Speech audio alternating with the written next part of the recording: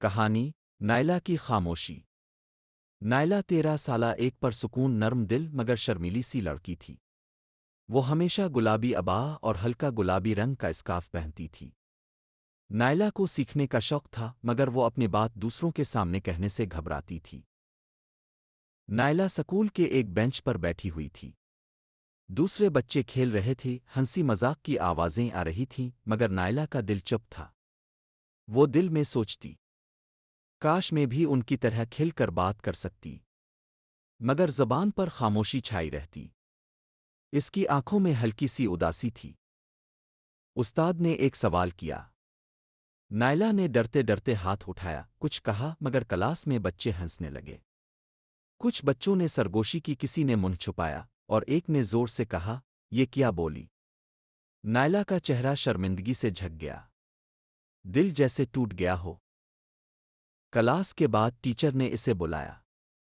نائلا، میں جانتی ہوں تم بہت سمجھدار ہو، تمہاری خاموشی تمہاری طاقت ہے، لیکن یاد رکھو کچھ باتیں ایسی ہوتی ہیں جو کہنا ضروری ہوتا ہے۔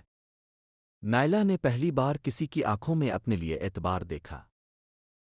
ایک دن وہ لائبریری میں ایک کتاب پڑھ رہی تھی، اس کے دل میں استاد کی باتیں گونج رہی تھیں۔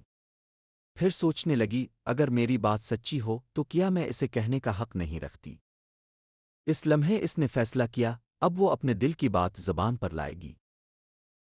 اگلے دن کلاس میں استاد نے پھر ایک سوال پوچھا۔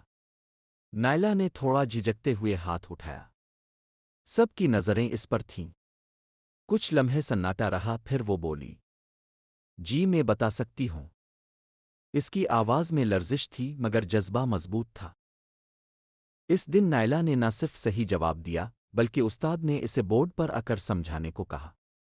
اس نے سادہ الفاظ میں سب کو سمجھا دیا۔ کلاس نے تالیاں بجائیں۔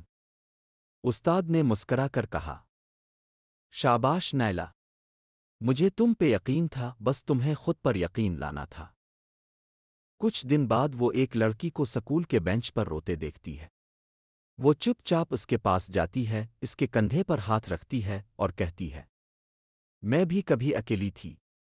بات کرنے سے دل ہلکا ہوتا ہے۔ وہ لڑکی حیران رہ گئی، نائلا جیسے کوئی روشنی بن کر اس کے دل تک پہنچ گئی ہو۔ وقت گزرا مگر نائلا کی خاموشی ایک طاقت بن گئی۔